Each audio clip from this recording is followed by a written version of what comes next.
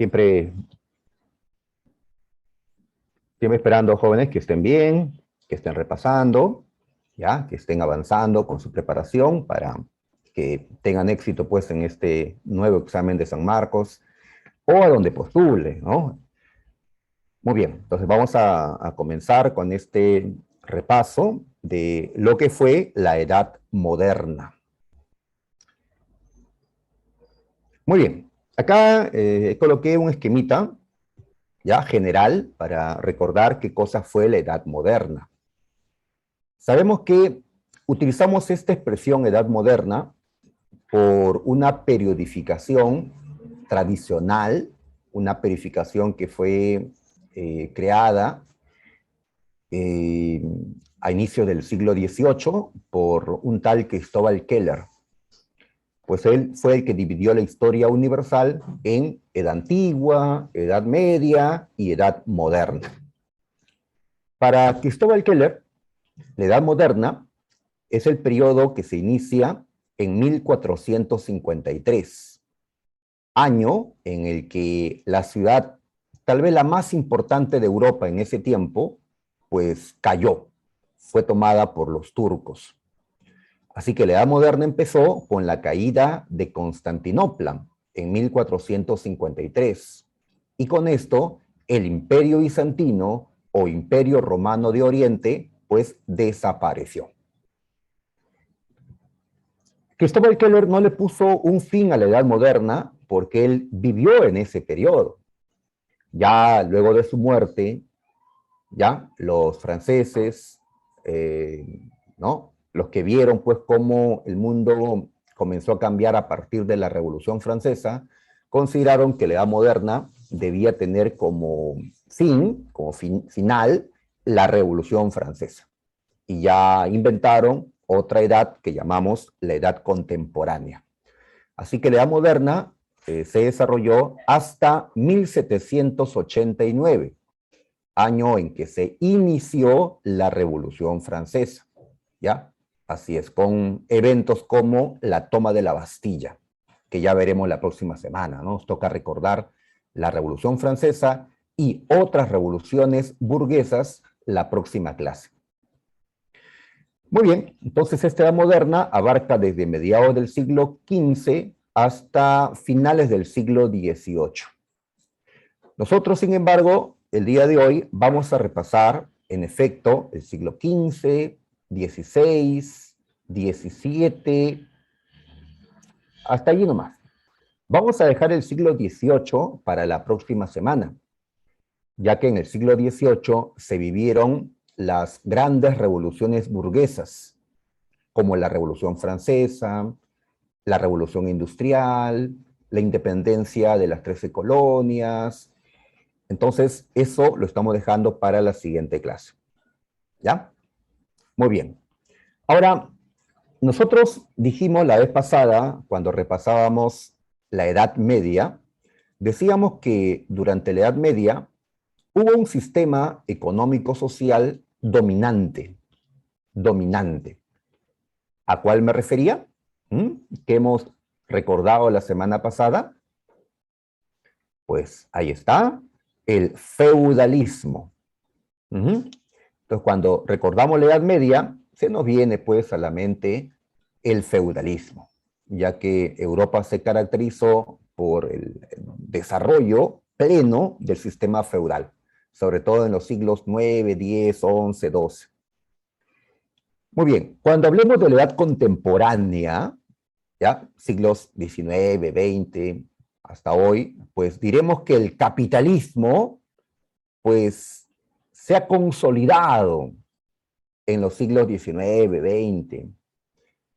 Muy bien, entonces, si en la Edad Media el feudalismo se desarrolló con fuerza y en la edad contemporánea el capitalismo se va a desarrollar con fuerza, ¿qué sucedió durante la Edad Moderna?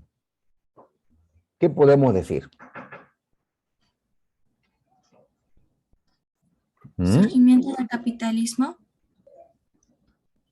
Ok, ya. Surgimiento del capitalismo.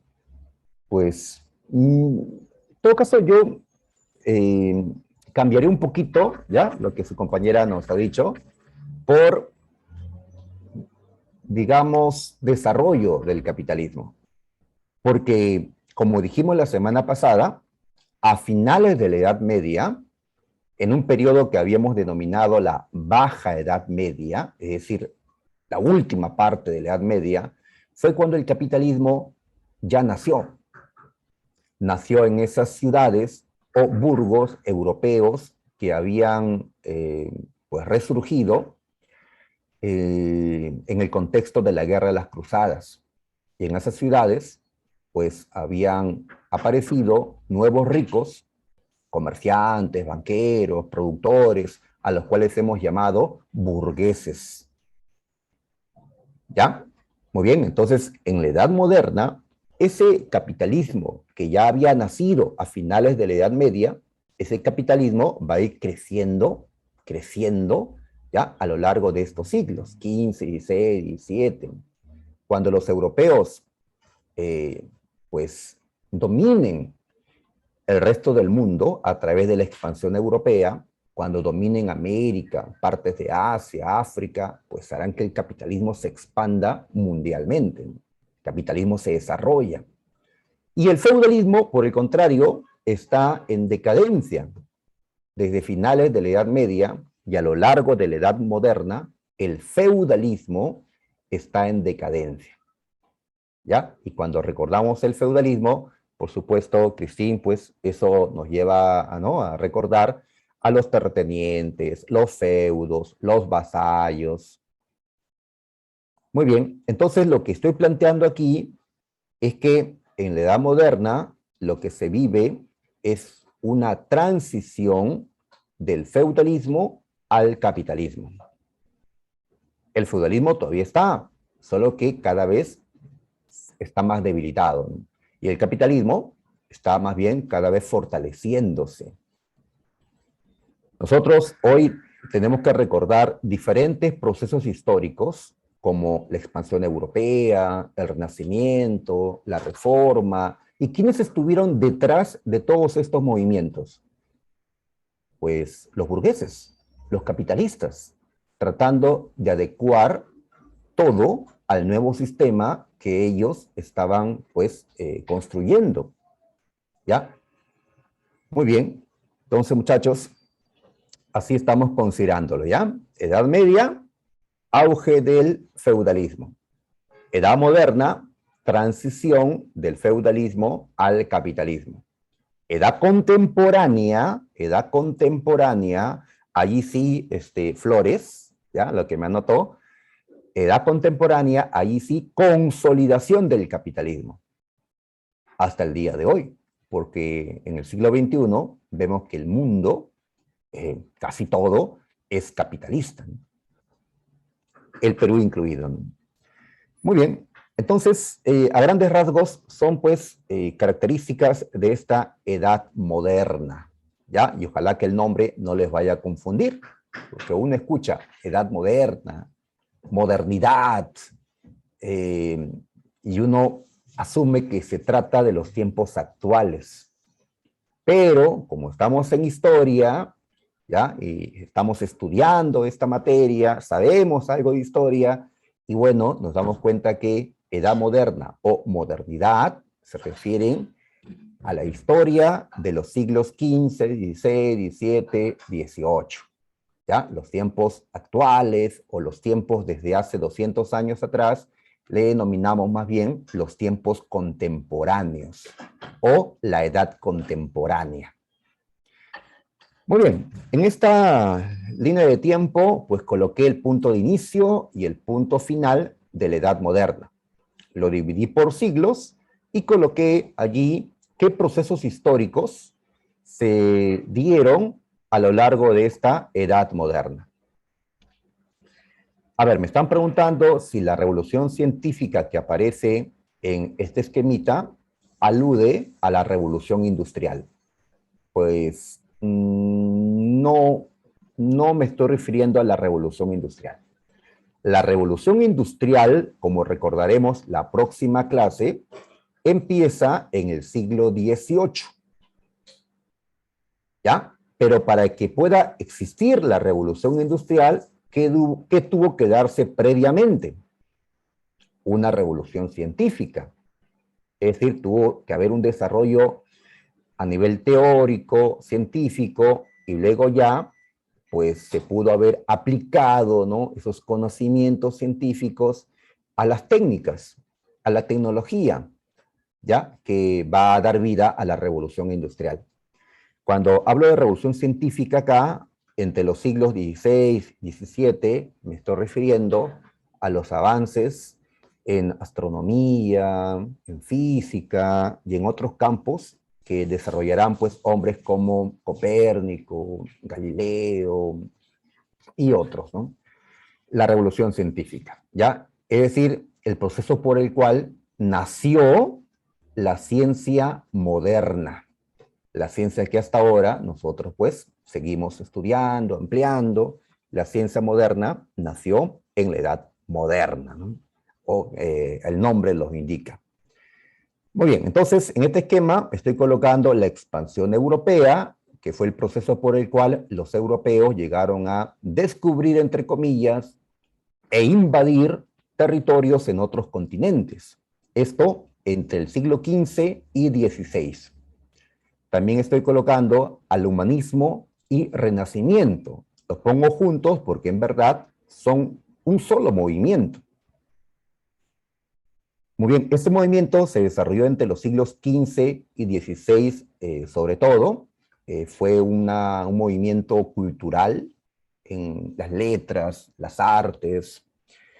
También estoy colocando la reforma y la contrarreforma, que fueron movimientos de contenido religioso, aunque también tuvo un contenido político, social, económico. Con la reforma se va a criticar fuertemente a la Iglesia Católica, y con la contrarreforma se va a defender a la Iglesia Católica. También estoy agregando las monarquías absolutistas, estos reinos europeos donde los reyes fueron pues todopoderosos. Las monarquías absolutistas surgieron en el siglo XVI y llegaron a su auge en el siglo XVII. Ya para el siglo XVIII, ya estas monarquías van a estar en crisis por la crítica y las revoluciones que se desarrollaron en esos años. Muy bien, entonces, así, a grandes rasgos, estamos viendo qué fue esta edad moderna. ¿Ya? Muy bien. Un primer proceso histórico que tenemos que repasar el día de hoy fue la expansión europea. ¿Ya? Ya dijimos que hasta el siglo XV los europeos conocían su continente y un poquito más allá. Muy bien, ya para el siglo XVI en adelante, los europeos ya conocen la existencia de América, ya han bordeado toda África, Asia, pues ya conocen el Océano Pacífico, ¿no? Ya navegan por el Océano Índico. Pues los europeos ahora van a imponer su cultura, su poder, su economía a los pueblos del mundo, ¿no? La expansión europea. Muy bien, aquí lo que vamos a hacer es recordar las causas y las consecuencias. Sabemos que estos aspectos es lo que más nos preguntan en exámenes de la Universidad de San Marcos. Y no tanto pues fechas, nombres, sino entender el proceso, ¿no? Por qué se dio y qué consecuencias trajo, ¿no? Además, tenemos también que ver los viajes, los descubrimientos, y para eso me voy a valer de este mapa. Muy bien, entonces recordemos que cuando acabó la Edad Media, Europa estaba en crisis, en crisis. Entre los siglos XIV y XV, Europa la pasó mal. Un elemento de esa crisis que tal vez más se resalta fue esa enfermedad que mató a tantos millones de europeos en esos años de finales de la Edad Media. Ustedes saben a qué enfermedad me refiero, ¿no? Peste negra. Así es, la peste negra, ¿no? ¿Ya? Entonces empieza la Edad Moderna, pero la peste negra todavía seguía matando a los europeos. tal vez no con tanta fuerza como en el siglo XIV, pero todavía estaban pues sufriendo. Ellos no contaron pues con vacunas como nosotros, ¿no? Ni tenían mascarilla, ni siquiera sabían pues las razones reales de por qué la peste negra había surgido y cómo pues evitar contraerlo, ¿no? Muy bien, entonces una Europa en crisis obliga a que muchos de estos hombres quieran salir de este continente buscando recursos en otros lugares, ¿no? También mencionamos el bloqueo comercial, ¿ya? Y para eso voy a utilizar este mapa para recordar ese bloqueo. A ver, nosotros habíamos señalado que en tiempo de las cruzadas, ¿ya? Siglos XI, XII, Europa y Asia habían vuelto a hacer comercio, la revolución comercial, ¿ya? La ruta de la seda, la ruta de las especias, nuevamente conectaban comercialmente a los occidentales o europeos y los orientales, ¿eh? La India, China y otros más. Y ese comercio se hacía por tierra y por mar. Si hablamos del mar, pues hay que destacar un mar sobre todo. Este mar que separa Europa de África. El mar Mediterráneo, ¿sí? El mar Mediterráneo. Entonces, el Mediterráneo fue el escenario por donde los barcos europeos, pues, surcaban para llegar a Asia o al norte de África, y bueno, hacer los intercambios con los pueblos de Asia, ¿ya? Muy bien, pero ese comercio fluido que se dio, pues, siglo XII, XIII, XIV, para el siglo XV, ese comercio se ve bloqueado. ¿Qué pasó? Pues aquí en medio de ese comercio habían dos imperios que se enfrentaban. El imperio bizantino con capital en Constantinopla y el imperio turco u otomano, ¿ya? Aquí el imperio turco u otomano contra el imperio bizantino. Un imperio cristiano y un imperio musulmán. Pues bien, se enfrentaron, pues a lo largo del siglo XV se ve esta guerra, y en 1453 los otomanos lograron apoderarse de Constantinopla, capital de este imperio bizantino. ¿Sí? Muy bien, y así desapareció el imperio bizantino y el imperio otomano se extendió, como este mapa lo indica, se extendió por todos estos territorios que aparece en un color medio marroncito, ¿ya? Y ahora Constantinopla, llamada Estambul por ellos, se convirtió pues en la capital del imperio otomano. ¿Ya? Muy bien. Cuando los otomanos turcos tomaron el control de toda esta zona, y miren, dominaban el Mar Negro, dominaban las costas orientales del mar Mediterráneo, es decir, dominaban por donde pasaban las rutas de comercio. ¿Ya? ¿Ves? Estas flechitas indican rutas de comercio, pues necesariamente pasaban por tierra del Imperio Turco, y los turcos bloquearon el comercio, exigieron pues pago de tributos por lo que pasara por aquí, ¿no? Entonces ellos bloquearon el comercio entre Europa Occidental y Lejano Oriente. Por eso que los europeos se verán obligados, como indican estas flechas, a buscar otra manera de llegar hasta Oriente, hasta territorio de la India, China, etcétera, y verás, pues, prácticamente abandonan el Mediterráneo y ahora están surcando por el océano. ¿Ah? ¿Qué océano es este? No dice, pero todos sabemos que es el Atlántico. ¿Ya? Y así tenemos, pues, como causas de esta expansión europea, el bloqueo del comercio mediterráneo por los turcos, tras conquistar Constantinopla, y la búsqueda de otra ruta que los lleve hasta la India. Los burgueses de Europa estaban pues angustiados porque eran ellos los que hacían estos negocios, ¿ya? Y ahora los negocios pues se les caían. Por eso ellos van hasta a financiar los viajes de expansión europea. Era urgente encontrar, pues, otras rutas hasta las Indias para poder seguir, ¿no?, desarrollando el capitalismo, ¿no?, y ampliarlo, ¿no?, si se podía, ¿no?, como en efecto va a pasar. Y los reyes también se sumaron a esto. Los reyes que si su reino llegara a dominar una nueva ruta hasta la India, entonces este reino se iría pues para arriba, ¿no? Y los reyes con el reino, ¿no?, se fortalecerían. Querían conseguir pues convertir sus reinos en imperios coloniales. Y lo van a hacer, ¿no? La Iglesia Católica también se sumó a este proceso de expansión europea. Ellos van a buscar fieles en otras partes del mundo, ¿no?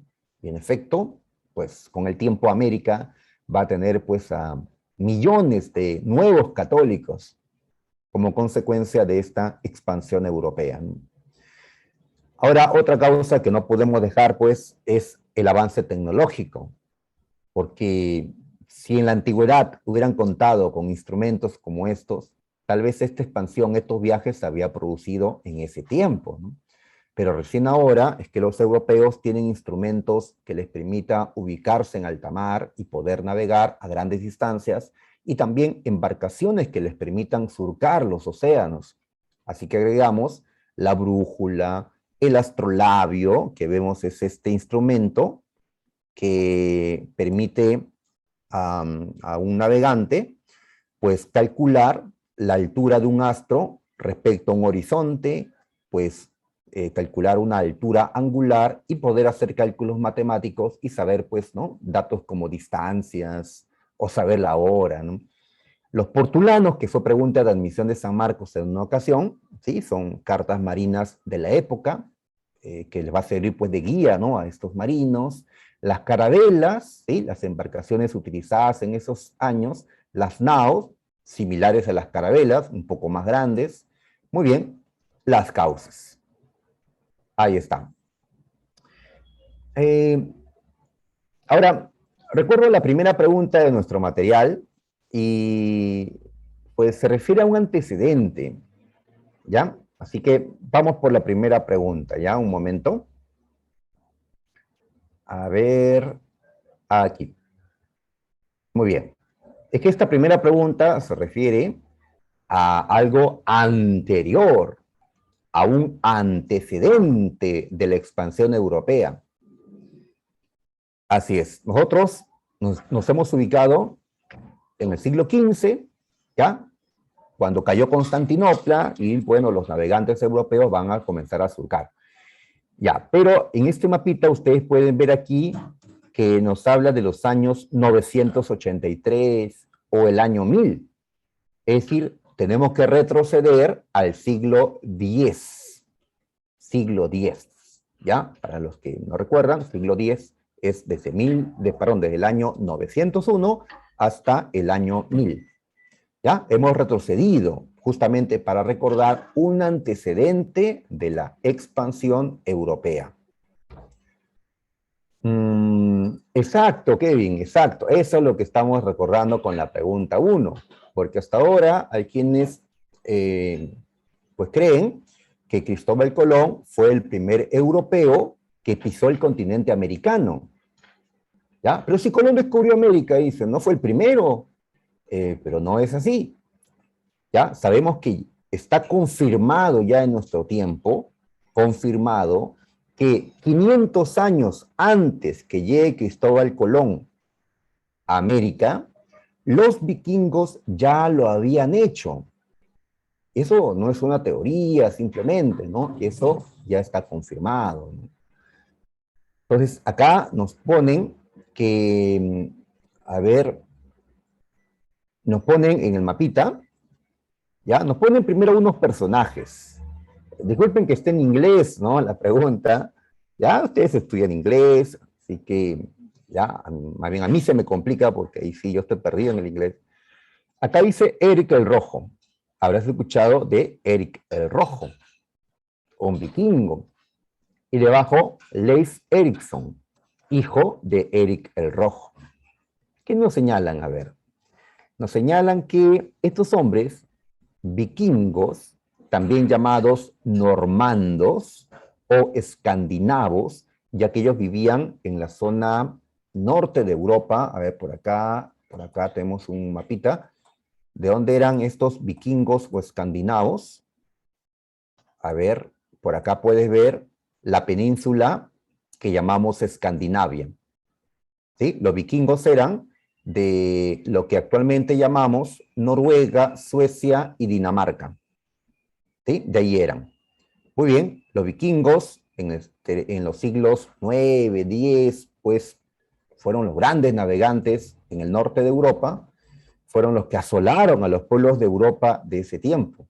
Los vikingos llegaron a dominar partes del Reino Unido, de Irlanda, de Islandia. Islandia fue dominada por los vikingos, completamente. Y de Islandia, miren a dónde pudieron llegar los vikingos. ¿Ves? Más al norte. ¿Qué es esto? Groenlandia. Llegaron a Groenlandia. Y de Groenlandia hasta dónde pudieron llegar los vikingos. ¿Ah? Estos territorios. Acá dice Terranova y Labrador. ¿Y esto a qué continente corresponde? América. ¿Sí?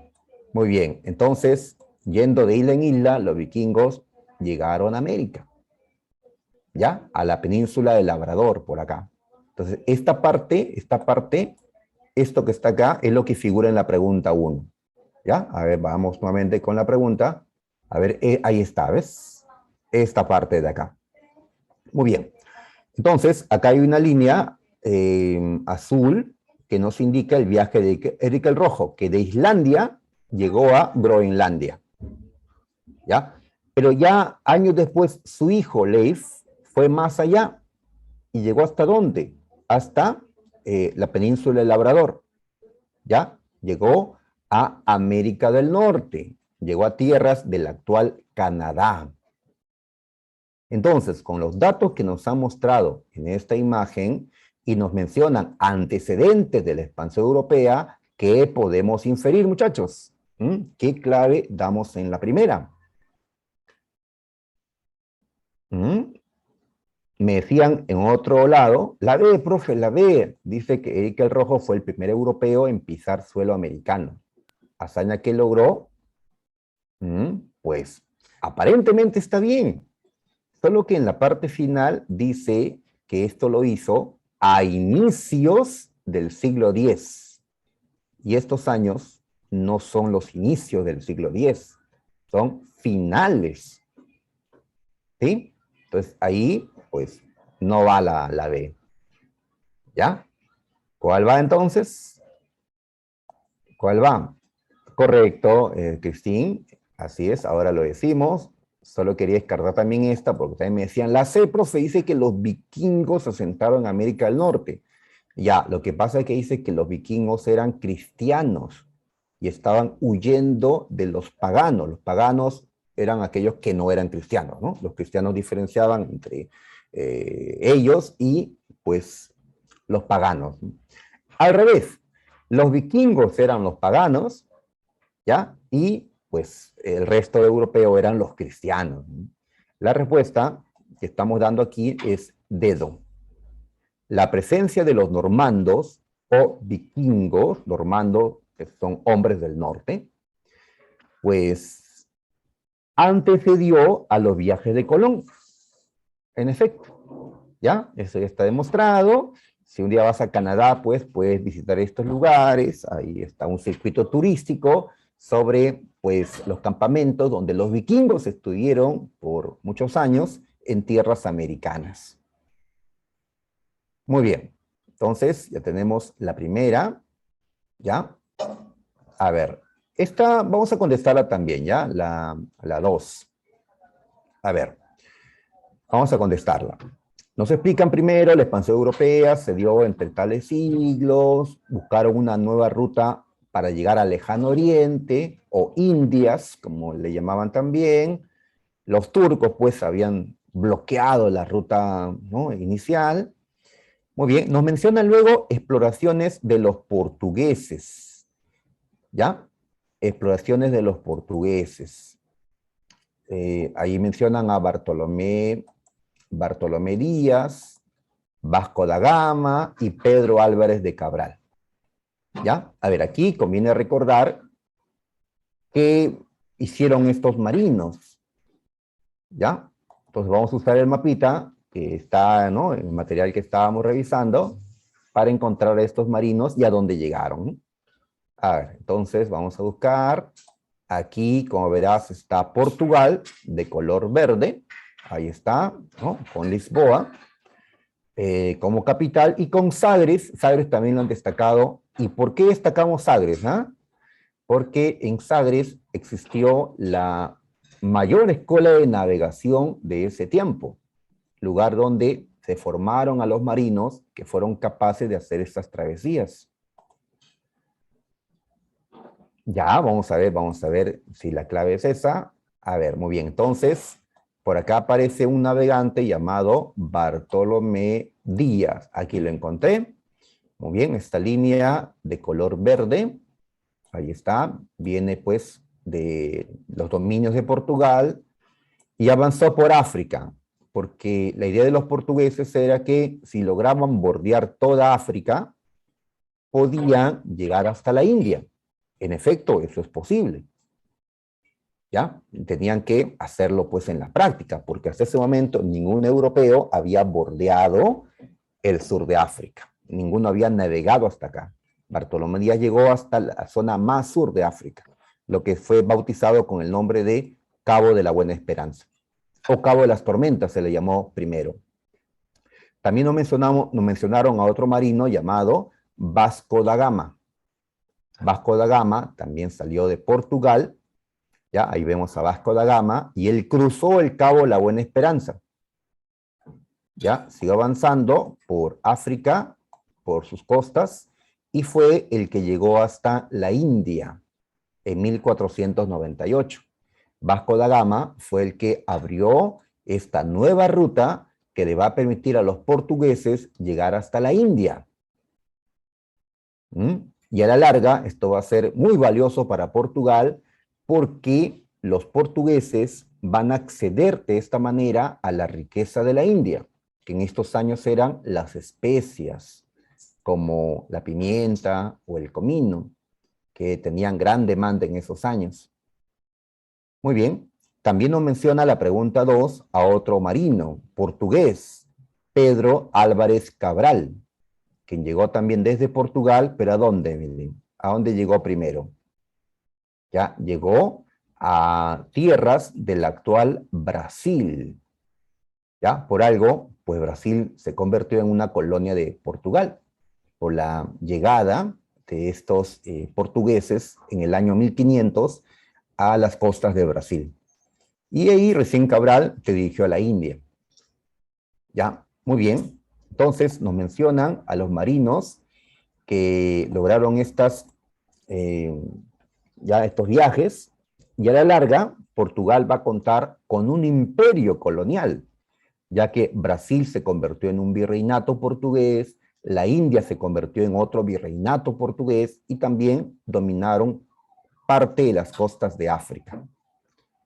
Muy bien, volviendo con la pregunta, ya nos han mencionado a estos marinos. ¿Qué podemos concluir? Nos dicen. España logró el objetivo comercial mucho antes que Portugal. A ver, ¿quiénes fueron los que empezaron con los viajes? ¿Los portugueses o los españoles? Los portugueses, claro, ¿no? Y acá dice que España logró el objetivo comercial mucho antes. ¿Cuál es ese objetivo comercial? Pues llegar a la India y poder comercializar nuevamente las especias. Ese era el objetivo. ¿Ya? Y Portugal lo consigue desde que Vasco da Gama llega a la India. Cuando él regresa, su barco estaba repleto de especias. Y así Portugal va a poder vender especias al resto de Europa. Muy bien, ahora Cristóbal Colón, él sirvió a España. Él en 1492 llegó a América, pero pues el objetivo comercial no se cumplió, porque en América no hay especias. América va a ser importante porque le va a proporcionar a Europa abundantes metales preciosos. ¿Sí? América, metales preciosos. La India, Asia, especias. Y África, ¿qué es lo que le va a proporcionar África a los europeos? Pues, lamentablemente, esclavos. Esclavos. Muy bien, entonces, quien logró primero su objetivo comercial fue Portugal. ¿Ya? El que España obtenga riquezas de América ocurrirá, pero pues más adelante, ¿no? Entonces, acá considero que esta afirmación es incorrecta. Portugal pudo colonizar la costa occidental de América del Sur. ¿Eso es correcto o no? ¿Ah? Falso. Oriental. Las costas Exacto, orientales. exacto. Es falso. ¿Ya? Por ahí alguien me dijo que era verdadero. ¿Ah? A ver, nuevamente vamos con el mapa, ¿ya? Con un mapa, a ver este mapa de acá. Muy bien. Entonces, hemos dicho que los portugueses llegaron a Brasil en el 1500. Muy bien, Brasil no son las costas occidentales de América del Sur, sino las costas orientales, ¿sí? Geografía básica, ¿no? Perú está en las costas occidentales de América del Sur, ¿ya? Brasil no. Entonces, la pregunta nos dice, ¿Portugal pudo colonizar la costa occidental de América del Sur? Falso, ¿ya? Si no, Perú sería Brasil, ¿no? Aunque por el fútbol tal vez habría sido lo mejor, no sé. Esto es falso. La última nos dice, se sentaron las bases de la formación del imperio colonial portugués. Bueno, con los viajes de estos hombres, con los descubrimientos, ¿ya? De Brasil, del sur de África, de la India, por supuesto que Portugal pudo construir un imperio colonial. Muy bien, esto es verdadero. ¿Ya? Por eso voy a marcar en esta pregunta 2 solo 3. Ahora, tal vez tengas el material y no encuentres solo 3, ¿ya? Pasa que aquí también encontré un pequeño error en las claves y lo corregí. Entonces, este material, si quieres este material que ya está corregido, pues lo descargas de intranet, ¿ya? Vas a la semana 4 y ahí está en materiales está esta dirigida, ¿ya? Marcamos solo 3. Muy bien, ahí está. Y vamos a marcar la 3 también, que es sobre el mismo tema, ¿ya? A ver. Los viajes de descubrimiento de finales del siglo XV ya nos explican en qué tiempo se dio, quiénes apoyaron, ¿no? Los portugueses, los españoles. Ya, a ver, lo importante está en la parte final, ¿sí? Sabes que estas preguntas DECO tienen una introducción, nos contextualizan, nos ubican, ¿no? En el tiempo, en el espacio, y al final nos hacen la pregunta, ¿no? Cuando ya sabemos los temas, nos vamos de frente a la última línea para ver qué es lo que nos pregunta.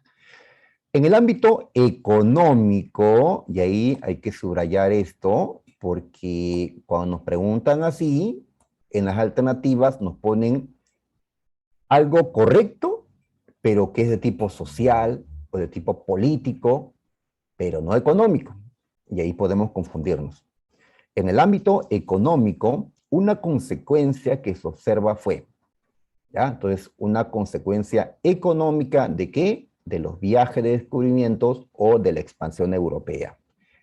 ¿Cuál es la clave aquí?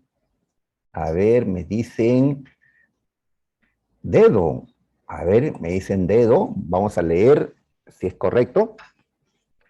El desarrollo y la consolidación de la burguesía comercial. A ver, si nos mencionan que una clase social como la burguesía se ha consolidado, es decir, se han hecho muy ricos porque han aprovechado estos viajes para hacer nuevos negocios, comprar y vender con América, con Asia, con África. Si mencionan a una clase social, ¿ya? Esa afirmación es de tipo económica o de tipo social. ¿Mm? Es de tipo social, ¿ya? Igual si nos mencionaran a los nobles, a los esclavos, a los artesanos, sería de tipo social, ¿ya? Pero la pregunta es de tipo económico. ¿Mm? Entonces, por eso decía, hay que saber diferenciar cuando estamos frente a un aspecto económico, ¿ya? Para eso ustedes tienen un curso de economía, pues, el aspecto social, ya cuando se refiere pues a las clases sociales, a la población, a la cuestión étnica, el aspecto político, pues tiene que estar el poder ahí en juego, ¿no? Y al aspecto cultural, ¿no? Las creaciones que el hombre ha hecho a lo largo del tiempo. Entonces me dicen que la respuesta debe ser la C. A ver, Lisette, Christine, veamos la C. Correcto, ya, la C es la clave. A ver, ¿qué nos dicen? El apogeo de la cuenca atlántica. Muy bien, para responder esto, nuevamente, veamos el mapa. Era el mar Mediterráneo por donde los barcos pasaban, iban y venían haciendo por allí. Muy bien, vemos en el mapa que Ciales, por el océano Atlántico, es la que importa, ¿no? El Atlántico, por ahí se está haciendo comercio, cruzando el Atlántico. Y los esclavos, ¿cómo son el Atlántico? ¿Y cómo llegan los europeos a Índico? Pero el apogeo de la cuenca atlántica y el inicio del mercantilismo. Recuerden qué cosa es esto del mercantilismo. Economía, muchachos, historia de las doctrinas económicas. El mercantilismo es dice que un reino es rico cuando acumula más metales preciosos. Más metales preciosos. Muy bien, ¿cómo se acumula eso? Pues teniendo colonias, haciendo más comercio, vendiendo más, y así llegan los mercantilistas. Los mercantilistas creían en que el Estado debía controlar el mercado, no eran defensores del libre mercado, como serán pues los liberales que van a venir después, con Adam Smith y otros. El mercantilismo fue la doctrina económica que dominó pues en estos años, ¿no? Muy bien, y era normal porque justamente en este tiempo lo que se desarrolla son el comercio con la India o la minería, en el caso de América, ¿no? En el Perú, por ejemplo, ¿no? Así que la C, ¿ya? Muy bien, la C. ¿Por qué no la B? Porque la B se refiere a una cuestión política. Los europeos se convirtieron en imperios coloniales. Imperio. Y un imperio colonial, ya sabes, es un estado que ha sometido a otros estados o a otras naciones. Entonces, eso más es una cuestión de poder político, ¿no? Muy bien, ahí está. Entonces, tenemos ya nuestra respuesta y ahí tenemos que cambiar ya de tema. A ver, voy un momento otra vez a la parte teórica. ¿Ya? Aquí justamente están las distintas consecuencias que hemos estado mencionando. Que ahora Portugal, desde Lisboa, va a controlar el comercio de especias que obtenía de la India, ¿no? Que Portugal creó el primer imperio ultramarino, ya que pues, consiguió colonias, inclusive antes que España, ¿no? Pero España a la larga le superó a Portugal al crear un imperio colonial enorme, ¿no? Y hasta más rico. Claro, España tuvo al Perú, que fue la envidia, pues, ¿no? Frente a otros reinos, ¿no?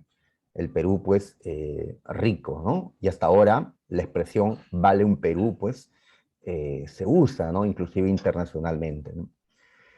El Atlántico desplazó al Mediterráneo, en efecto, los puertos que están frente al Atlántico son los que cobraron mayor importancia, como los puertos de Portugal, de España o de Inglaterra. El capitalismo se ha expandido porque ahora los negocios se hacen también, ¿no? Con Asia, con América, o el tráfico de esclavos, ¿no? Que vincula a África. La revolución de los precios, esto fue pregunta de admisión de San Marcos. Tanto oro y plata va a llegar a Europa, que pues aumentaron los precios de las cosas en ese continente. La explotación de los nativos, por supuesto, una crisis demográfica en América, así es, ¿no? Esto fue lamentable, millones de nativos americanos murieron, pues, en este contexto de invasión europea. Y más que por las espadas o la violencia de los europeos fue, recuerda, por enfermedades que los europeos trajeron acá al continente y ocasionaron pues epidemias que mataron a millones de nuestra gente, ¿no? Incluido en el Perú, ¿no? El mestizaje, ¿no? La mezcla, tanto étnica como cultural, la expansión de la civilización occidental, sabemos pues que los europeos nos trasladaron sus creencias, su manera de ver el mundo, como también recordemos el viaje de Magallanes, culminado por Sebastián Elcano, que dieron la primera vuelta al mundo y demostraron que la Tierra era esférica. Muy bien, entonces pasemos al siguiente tema que tenemos que recordar, el humanismo y el Renacimiento. Muy bien, decimos que el Renacimiento fue un movimiento amplio que se desarrolló en Europa occidental entre los siglos XV y XVI. Como su nombre lo dice, el Renacimiento fue un movimiento que, digamos, trajo de vuelta la cultura clásica, la cultura grecorromana, que se había perdido en gran parte en Europa occidental. ¿Así? ¿Y cómo fue que se perdió la cultura clásica en Europa occidental? ¿Cómo fue que lo griego y lo romano perdieron fuerza en Europa occidental? Pues recordamos que en el siglo V los bárbaros invadieron Europa occidental, es decir, el Imperio Romano de Occidente. Entonces una cultura bárbara se impuso en Europa occidental y la cultura grecorromana de ese lugar más bien se vino abajo. Ah, pero la cultura clásica o grecorromana no cayó en toda Europa, porque recuerda que el Imperio Romano de Oriente o Imperio Bizantino siguió existiendo. Entonces, la cultura clásica se mantuvo vivo en Europa Oriental o en el Imperio Bizantino. ¿Está bien? Muy bien. Pero, ¿qué ocurre? Que el Imperio Bizantino comienza a caer. En el siglo XV, como hemos dicho, el Imperio Bizantino va a ser destruido por el Imperio Turco Otomano. Muchos de sus intelectuales, ¿qué hicieron ante la proximidad de la caída de ese imperio? Pues huyeron. Huyeron del Imperio Bizantino, huyeron de Europa Oriental. ¿A dónde? A Europa Occidental. Ah, pero estos bizantinos eran gente que conocía la cultura clásica. Ellos hablaban griego. Recuerda que el griego fue la lengua oficial del Imperio Bizantino en la Edad Media. Así que cuando ellos llegaron a Europa Occidental, llevaron el conocimiento de la lengua griega. Llevaron las obras que ellos habían guardado de la antigüedad. ¿Ya? Muy bien. ¿Y qué van a hacer estos hombres que llegaron hasta Europa? Pues van a enseñarle a los europeos occidentales todo lo que ellos sabían de Europa, de la antigüedad clásica. Y así es que en Europa occidental, pues van a poder traer de vuelta lo clásico, lo greco-latino. ¿Está bien? Eso está aquí en las causas, dice, la migración de intelectuales bizantinos ante la caída de Constantinopla. Y ha visto que esto está en la pregunta 4, que ahora vamos a revisar. Ahora, ¿quiénes estaban en Europa occidental deseosos de saber más de la cultura clásica? Sabían, pero hasta cierto margen, ¿ya? Porque, pues, gran parte de las obras los tenían monopolizados, pues, los bizantinos. Y además, la lengua griega, ¿ya? Lengua en la que estaban escritas, pues, estas obras antiguas, pues los europeos occidentales no sabían griego. Sabían latín, pero no griego, ¿no? Tenían que aprender griego. Muy bien, los que estaban en Europa occidental eran burgueses, intelectuales de familias burguesas, que deseaban conocer más de la antigüedad. ¿Ya? Deseaban. Entonces, para que se desarrolle este movimiento del Renacimiento, no solo pues se necesitó que llegaran los bizantinos a Europa occidental, sino que en la propia Europa occidental exista esta burguesía, estos intelectuales deseosos de conocer la cultura antigua, con la que se identificaban los intelectuales de Europa occidental. Van a rechazar en estos años la cultura medieval, el pensamiento medieval, y más bien se van a identificar con la cultura, con el pensamiento antiguo, con lo griego y lo romano, ¿no? Muy bien, entonces en Europa occidental se desarrollaba un capitalismo, había una burguesía, ciudades italianas que crecían. Muy bien, entonces allí llegaron los intelectuales de Bizancio y así, ¿ya? Se unieron pues estos bizantinos, se unieron estos burgueses y van a dar origen a este movimiento. Bien, ahí están las causas. El progreso de los burgos italianos, fue en Italia donde empezó este movimiento. La burguesía, ya, que quería construir pues una nueva ideología, una en el que el feudalismo pues no encaje, van a criticar al feudalismo y más bien van a construir un pensamiento que se ajuste al nuevo sistema que ellos estaban construyendo, el capitalismo. La llegada de los bizantinos, también el apoyo de hombres ricos que se van a convertir en mecenas, es decir, en financistas, los que van a financiar, ¿no?, a los artistas, a los escritores. Y también está la imprenta de Gutenberg, que en el siglo XV va a revolucionar lo que es pues la producción de libros en Europa. Muy bien. Ahora, aquí lo que he hecho es diferenciar al humanismo del Renacimiento. Ya, a ver, primero no se olviden que el humanismo es parte del Renacimiento. Así ya lo planteó San Marcos en una pregunta de admisión. Ya utilizó este criterio y nosotros estamos continuando con ese criterio. Nosotros separamos el humanismo del Renacimiento, pues para, digamos, entenderlo de una mejor forma. Decimos que el humanismo es el aspecto intelectual o filosófico o teórico del Renacimiento. Es el aspecto intelectual. ¿Ya? Muy bien. Ahí está. El humanismo, movimiento de renovación intelectual, pues esta ideología va a criticar la ideología medieval, la escolástica. La escolástica era teocentrista. En cambio, el humanismo va a tener como característica fundamental, y esto ya fue pregunta de San Marcos, el antropocentrismo. Es decir, el humanismo va a considerar al hombre como centro de todo lo existente. Va a tomar al ser humano como centro de atención, ya que hay que escribir sobre el hombre, ¿no? Hay que, pues, reflexionar sobre quién es el hombre, ¿no? Cuál es el sentido de su existencia, pues, y qué lugar ocupa en el universo. Pues para el humanismo, el hombre ocupa un lugar central. Muy bien. San Marcos también nos preguntó sobre el humanismo. El humanismo, los humanistas son gente que está estudiando la cultura clásica, la cultura antigua. Han aprendido griego gracias a los bizantinos que llegaron y están leyendo directamente las obras antiguas.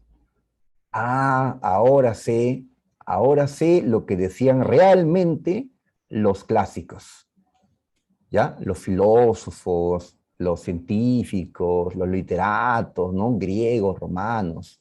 Ahora sé realmente lo que decían, porque he leído la obra. Antes, la Iglesia Católica me había dicho tal cosa, tal cosa.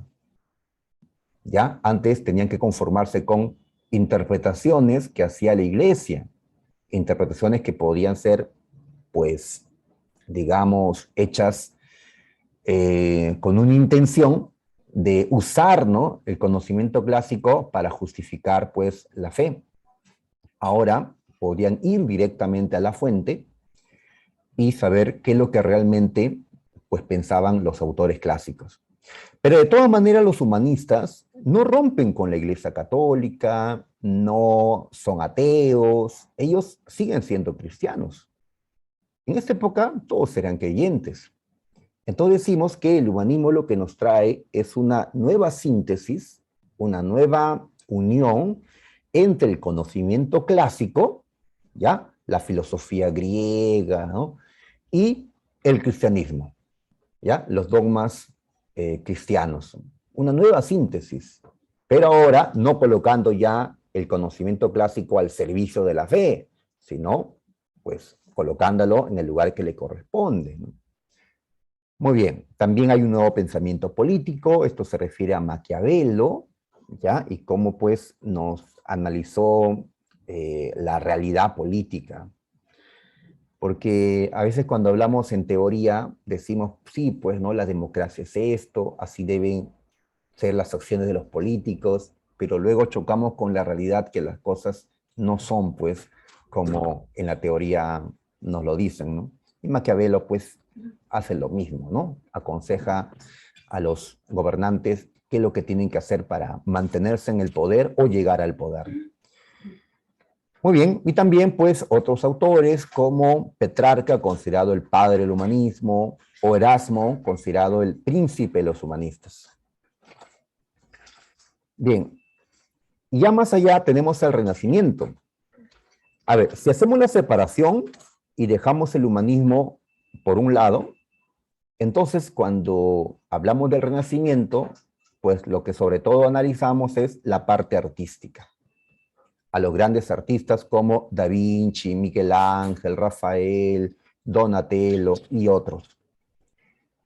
Muy bien, estos artistas lo que van a hacer, siguiendo los modelos griegos, ¿sí? Porque recuerda que acá lo griego o lo greco-romano, pues ha renacido.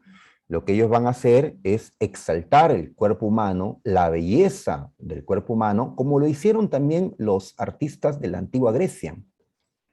Se van a inspirar en valores estéticos clásicos, ¿ya? También van a estudiar la naturaleza, que va a rodear, pues, a los personajes que ellos van a pintar o esculpir. Es decir, en la Edad Media se destacó al creador, a Dios. En la Edad Moderna, con estos movimientos, se destaca lo creado por Dios, al ser humano y a la naturaleza que le rodean. Por eso destacamos, pues, en el Renacimiento al ser humano y a la naturaleza. Y estos artistas también van a crear nuevas técnicas. Da Vinci, ¿no? Tal vez el más destacado pintor del Renacimiento, por la Mona Lisa sobre todo, pues nos trajo técnicas como la perspectiva. La perspectiva es una técnica que nos permite apreciar, pues, el fondo de las pinturas, ¿sí? Diferenciar lo que está, ¿no?, al frente del fondo, ¿no? El claroscuro, que permite, pues, jugar con la luz, ¿sí? Más brillante, ¿no? Lo que está al frente y más oscuro lo que está al fondo. Y el esfumato. Pues a veces vemos una pintura o una imagen y vemos claramente la línea que marca la separación del dibujo con el resto. En el esfumato, la línea desaparece. Desaparecen. Muy bien. Entonces, el arte renacentista. ¿Ya? Acá sí no he colocado pinturas, esculturas, porque me imagino que ustedes ya los han visto, ¿no? No se olviden, tal vez en pintura, lo más destacado es la Mona Lisa de Da Vinci. Y en escultura, lo más destacado, en mi opinión, es la escultura del David en mármol de Miguel Ángel, ¿no? Que ya vino esa imagen de la escultura del David de Miguel Ángel en una pregunta de San Marcos, ¿no? Muy bien, entonces, habiendo recordado esto sobre el humanismo y el renacimiento, vamos a responder ya sobre,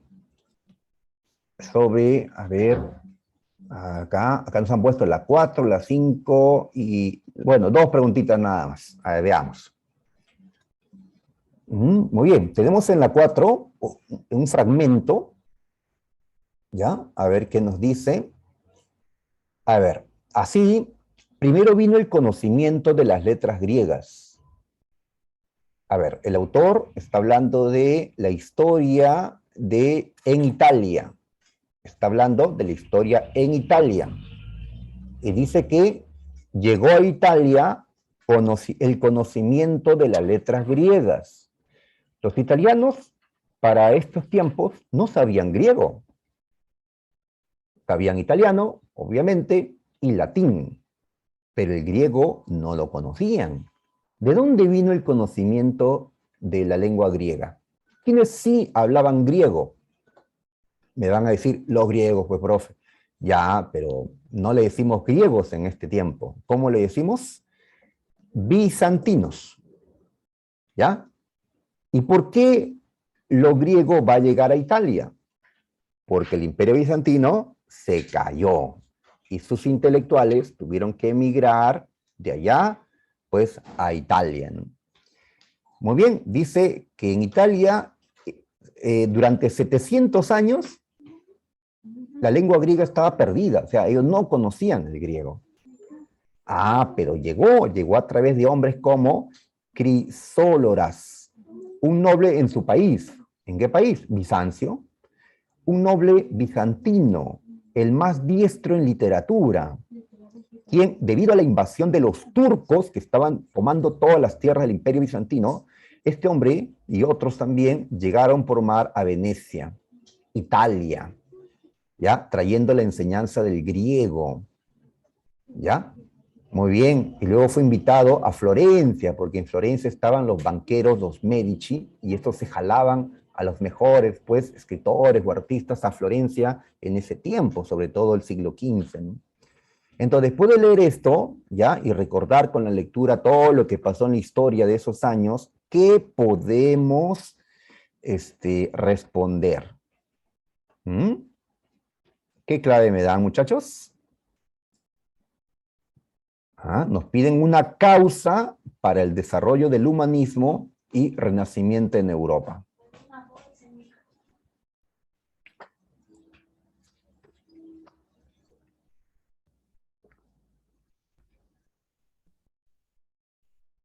A ver, parece que está complicado o, pues, tal vez hay más de una. A ver, Ángelo, la C. A ver, vamos a ver, la C. El exilio de intelectuales bizantinos, quienes difundirán los estudios clásicos. Por supuesto, Rivera, esa es la respuesta, esa es la clave. Claro, nos están hablando de intelectuales bizantinos como Crisóloras, que se vio obligado a exiliarse, a irse de su tierra, porque si no, podía caer, pues, en manos de los turcos, pues, ¿qué podría ocurrir, no? Ellos eran musulmanes, están en guerra contra ellos, y estos hombres van a difundir en Italia, en Europa Occidental en general, ya lo clásico, los estudios clásicos como el conocimiento del idioma griego, toda la literatura griega. La C. ¿Ya? Muy bien. Ahí está. Ahora sigamos. La Europa renacentista, que es la Europa, ¿no?, de los siglos XV y XVI, fue testigo de la invención de la imprenta. Imprenta, muchachos. ¿Ya? Recordemos la invención de la imprenta.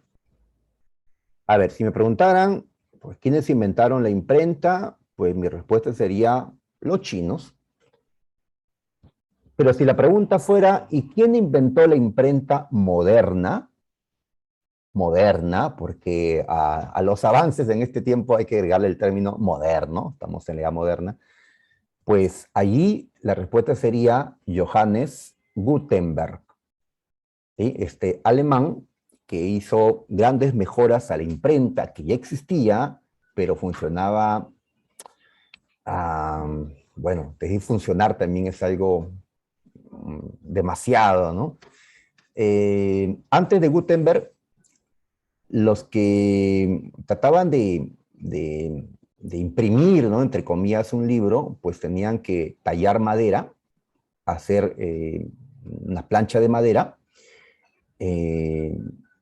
tallar los caracteres, las letras, para empapar esas letras con tinta y, bueno, pues, como un sello, impregnarlo en el papel o pergamino, ¿no? Pero tallar planchas de madera por cada página de un libro demoraba. Mejor que se sigan haciendo a mano, como se hizo, pues, siglos atrás, a mano. ¿Qué es lo que hizo Gutenberg? pues en vez de tallar planchas de madera, ¿no? Lo que va a hacer es crear planchas de metal, con las letras de metal movibles. O sea, puedes ya ordenar las letras para que éstas formen las palabras que requieres para una página, ¿no? Y así, con esta imprenta de tipos móviles, como se le llama, es que tenemos ya la imprenta moderna. Ya ahora solo tienes que mover las letras, ¿no? Porque se podía hacer y era más rápido, pues, hacer una página y otra y así. ¿Cuándo ocurrió esto? A mediados del siglo XV. Siglo XV. ¿Ya? Este invento, la imprenta moderna, pues entonces va a facilitar la producción de libros. Libros. ¿Ya? Y así la cultura va a poder, pues, viajar a través de los libros de una forma más rápida. Y así las ideologías como el humanismo difundirse. Por cierto, ¿cuál fue el primer libro que se imprime, entre comillas, con la imprenta de Gutenberg? ¿Ah? El libro de libros, pues, en esos años. Pues creo que, a ver qué dicen los muchachos. Por supuesto, Milene, la Biblia, correcto, la Biblia. ¿Ya? Lo primero que se imprime, pues, en una época tan influenciada por la religión, la Biblia. Bueno, también hubieron otros libros. Por cierto, ¿cómo se le llama a los libros que fueron impresos en estos años en que la imprenta recién surgió? En estos primeros 50 años de la existencia de la imprenta moderna, a esos libros se les llama incunables. Incunables. Se volvieron, pues, muy importantes porque eran los primeritos, ¿no? Muy bien, ¿qué es lo que nos piden en la 5? A ver, el arte de imprimir tuvo un impacto inmediato en la vida intelectual europea. Señale su influencia. Ya, tenemos que ver entonces la importancia o la influencia de la imprenta en la cultura europea de ese tiempo. ¿Qué nos dice? Facilitó el acceso y la divulgación de obras que antes eran costosas. Claro, cuando los libros se hacían a mano o cuando tenían que usarse ya planchas de madera talladas, ¿no? Cada plancha de cada hoja, de cada página de un libro era costoso, ¿no? Pero ahora con la imprenta, con tipos móviles, pues era más económico. Este primer punto, verdadero. Promovió el negocio del libro. Sí, claro, ahora hay un negocio del libro como única, esta palabrita, única actividad de los mecenas italianos. Les he sugerido que cuando encuentren palabras como única o solamente, pues digamos 95% de casos, esto es ya error. Ya error. Decir que los mecenas italianos, es decir, los burgueses, los hombres ricos de Italia, ya tenían como única actividad, único negocio, la venta de libros, pues está mal. En Florencia, donde nació el humanismo y el Renacimiento, los mecenas, que fueron los de la familia Medici, pues tenían como actividad fundamental ellos la banca, eran banqueros. Ellos ya eran ricos, pues apoyaron a los artistas, ya seguramente también, ¿no? Se metieron en el negocio de los libros, pero no era pues su único negocio, ¿no? Estimuló el desarrollo de lectores religiosos por los primeros textos impresos. Estimuló el desarrollo de lectores religiosos por los primeros textos impresos. Pues, a ver, en el pasado, los pocos libros que habían estaban en los monasterios. ¿Y quiénes tenían acceso a ellos? Pues los clérigos. En cambio, con esta revolución de los libros, con Gutenberg, ¿qué es lo que ha cambiado? Que ahora que hay más libros, ¿dónde van a estar estos libros? En las bibliotecas de las universidades, de las escuelas, de las casas de la gente de clase media o alta. No digo clase baja porque los libros de todas maneras tenían su costo, ¿no? Inclusive ahora, ¿no? Que son más económicos, de todas maneras, pues hay libros que cuestan 100 soles y bueno, ya no todos tenemos para adquirir libros de ese precio, ¿no? Pues bien, o sea, desde antes ya hay lectores religiosos, porque la cultura había sido monopolizada por los clérigos en la Edad Media. Ahora más bien los libros, la cultura, se abre ¿a quiénes? A los que no son religiosos, a los civiles o a los laicos, a la burguesía, a la gente pues que está fuera de la iglesia. Entonces por eso que más que estimular lectores religiosos, son lectores pues no religiosos los que se ven beneficiados con esto. La última fomentó la investigación académica y el deseo de adquirir conocimientos, pues opino que sí. Así es, ¿no? Hay libros allí, entonces el deseo puede adquirir conocimientos acercándonos a esos libros, ¿no? Muy bien. Por lo tanto, en estas 5, a ver, me dieron alguno clave, no me han dado clave. Ah, ¿qué pasó, muchachos? A ver, 1 y 4, ¿ya? La C, la C de clasificación de Perú. Muy bien. Hasta ahí nos preguntaron por el humanismo y renacimiento. ¿Ya? Ahora recordemos la Reforma Protestante.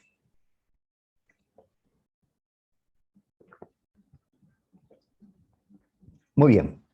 A ver, vamos un momento a la parte teórica. Todavía hay tiempo. Así que cuando ya no hay tiempo es que vamos de frente a las preguntas. A ver. Muy bien. Saben que estos esquemitas los voy a subir a internet. Ahí pueden descargarlos si es que desean, ¿no? Son resúmenes para ordenarnos nuestras ideas. A ver. La Reforma Protestante fue aquel movimiento que en el siglo XVI va a atacar al clero católico, va a denunciar corrupción dentro, sobre todo, del alto clero católico, obispos, cardenales, el papa, que habían desviado el camino del cristianismo, que estaban, pues, que habían construido una iglesia que pues no era lo que Cristo había esperado, ¿no? Que más bien pues estaban cegados por la riqueza y el poder político que la Iglesia Católica había adquirido a lo largo de la Edad Media, ¿no? Así que los protestantes vienen a ser pues estos que se enfrentaron a la Iglesia Católica en el siglo XVI. Los dos protestantes más recordados, por supuesto, fueron Martín Lutero y Juan Calvino. Muy bien, ellos realizaron este movimiento y ¿qué ocasionaron? Que Europa, que era católica, pues ahora ya no lo sea. Ahora va a ser una Europa dividida entre católicos y protestantes. Así es, se rompe la unidad religiosa que existió en Europa occidental. Se rompe la unidad. Y hasta ahora, pues, si uno viaja a España, se encuentra con católicos. Pero si uno viaja a Inglaterra, se encuentra con anglicanos, puritanos. Uno viaja a Alemania, pues luteranos, ¿no? Si uno viaja ¿a dónde, no? A Irlanda, católicos. Pero si uno va a Holanda, pues calvinistas, ¿no? Bueno, yo no he viajado a Europa, pero así, así será, ¿no? Por lo que hemos leído, ¿no? Bien. ¿Cuáles son las causas de la Reforma Protestante? Pues, a ver, acá está lo de la corrupción del clero. Pero hay que ver quiénes estaban detrás del ataque contra la Iglesia Católica. Pues estuvo la burguesía sobre todo. ¿Y por qué la burguesía atacó a la Iglesia Católica? ¿Por qué lo hacen? Porque la burguesía consideró que la Iglesia Católica era una institución vinculada al sistema feudal, que la iglesia se codeaba pues con los señores feudales, con el viejo sistema, Así que la burguesía criticó todo lo que olía a feudal, ¿ya? Ya que la burguesía está construyendo otro sistema, el capitalismo, que es lo que tenemos ahora. Y el feudalismo pues tiene que ser eliminado, ¿no? Poco a poco, a lo largo de la edad moderna y contemporánea inclusive, ¿no? Muy bien, entonces si la Iglesia Católica se había mantenido ya con un pensamiento, con una posición pues favorable al feudalismo, la burguesía lo que debía hacer no es por volverse atea, ¿no?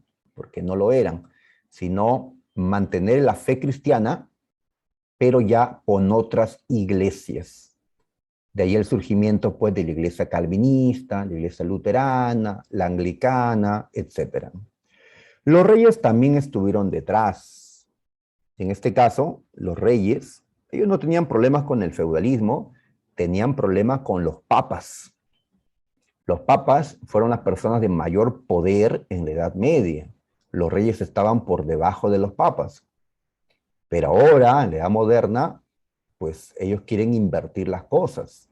Ahora los reyes tienen que estar por encima, ya que en esta Edad Moderna, ¿qué cosa se está construyendo a nivel político? Pues el absolutismo. Los reyes quieren el poder absoluto y tienen como rivales a los papas. Esta reforma, este ataque a la iglesia es una manera de debilitar el poder del papa. Y los reyes, pues, aumentaron su poder. Muy bien, respecto a la corrupción, pues el caso más destacado fue la venta de las indulgencias. ¿Ya? A ver, recordemos aquí, una indulgencia es un perdón que la Iglesia Católica consideraba tener el poder de hacerlo. Cuando uno peca, ¿ya? Pues hay un castigo, ¿no? Ya, bueno, si el pecado puede ser, digamos, resarcido, ¿no? Si no, no, ¿no? Entonces, es la Iglesia la que nos otorga el perdón. Y ese perdón genera pues que nosotros sigamos en ese camino para llegar al cielo. Estamos hablando pues de un tema religioso, ¿ah? Si son ateos pues ya estamos en sí dentro de un movimiento religioso y pues estamos hablando de cuestiones religiosas. Muy bien, entonces la indulgencia te otorga el perdón. Inclusive si ya ¿no? la persona está muerta, la indulgencia pues le da el perdón al alma que está en el purgatorio para que este alma pueda dejar el purgatorio e ir al paraíso. Los católicos creen en el purgatorio, que no es el infierno, tampoco el cielo. El purgatorio es un estado en el cual se encuentran las almas que han cometido pecados veniales, pecados que uno tiene que, digamos, purgar, por eso hay un purgatorio, para luego pasar al paraíso, ¿no? Muy bien, una indulgencia, entonces podía ser que esa alma pase del purgatorio al paraíso. Eso era aceptado. El problema fue cuando, a inicios del siglo XVI, la Iglesia Católica se puso a vender las indulgencias. ¿Ya? Ahora había que pagar para que el alma de esa persona querida, ¿no? que ha fallecido, deje el purgatorio, o para asegurar que tu alma vaya al paraíso. Entonces esa venta fue la corrupción que detonó la Reforma Protestante.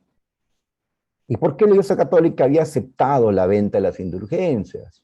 Es que en ese tiempo estaba gastando mucha plata, estaba con San Pedro, que está en una obra muy costosa, así que dijo, entonces, pues desató la Reforma. ¿Ya? Muy bien, también recordemos que el humanismo, con la crítica que hizo a la Iglesia Católica, porque los humanistas criticaron, recuerda a Erasmo de Rotterdam, el humanista más destacado, pues él en su obra Elogio de la Locura, criticó a todos, pero sobre todo al clero católico. Entonces, esa crítica influye en hombres como Lutero, para que ellos puedan dar inicio a la Reforma Protestante. Aquí en este esquemita estoy separando la reforma en Alemania, en Suiza y en Inglaterra, los tres lugares donde con más fuerza se desarrolló la reforma protestante. En el caso de Alemania, con Martín Lutero. ¿Cómo empezó esta reforma en Alemania y en general en Europa? Cuando Lutero publicó las 95 tesis. ¿Ya? Él escribió 95 argumentos en contra de la venta de las indulgencias y pegó sus hojas donde había escrito, lo pegó pues en la puerta de un castillo en Wittenberg, Alemania. Y con eso dio inicio a este movimiento. ¿Ya? Con el tiempo Lutero fue expulsado de la Iglesia Católica. Él pues dará vida a una nueva iglesia que llamamos luterana. Muy bien. También recordamos acá en la Catedral de Wittenberg. Claro, así es. En la Catedral de Wittenberg, ya, que era un castillo, bueno, ya, que funcionaba como universidad en todo caso, ¿no? Donde enseñaba Martín Lutero. También estoy agregando aquí dos características que, digamos, fueron defendidas por los protestantes. ¿Qué dice? La salvación por la fe, ¿ya? Y hay que recordarlo porque en una pregunta mencionan esto. A ver, ¿quiénes sostienen que para que nuestra alma se salve, es decir, vaya al cielo, tenemos que practicar, tenemos que tener fe y hacer buenas obras? Eso lo plantean los protestantes o los católicos. La salvación se da con la fe y con las buenas obras. Las dos cosas tienen que estar juntas. ¿Católicos o protestantes? Eso es defendido por los católicos. Los protestantes, ¿qué es lo que van a defender? La salvación solo por la fe.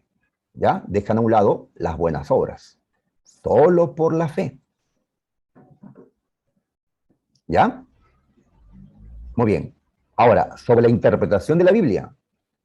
¿Quién debe interpretar la Biblia? Pues la Iglesia interpretada únicamente por la propia Iglesia Católica, por sus clérigos, por sus concilios, por el Papa. Únicamente la Iglesia es la autorizada para interpretar, para darle sentido, ¿no?, a los evangelios. En cambio, los protestantes, ¿qué defendieron? Que no, que todos podemos interpretar la Biblia, ¿ya? Que los textos sagrados, ¿ya? Muy bien, entonces ahí vemos cuestiones religiosas, pues, en disputa entre los protestantes y los católicos. A ver, en Suiza destacamos a Juan Calvino, en Suiza, específicamente en Ginebra, ciudad suiza, donde Calvino, pues, va a tener apoyo en sus ideas, y ahí es donde va a formar la iglesia calvinista. Esta iglesia calvinista va a tener una, pues, una característica especial. Hay una creencia que diferencia a los calvinistas de los demás cristianos. Los calvinistas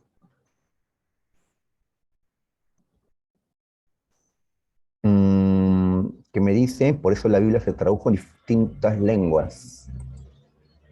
Ya, a ver. La Biblia estaba en latín.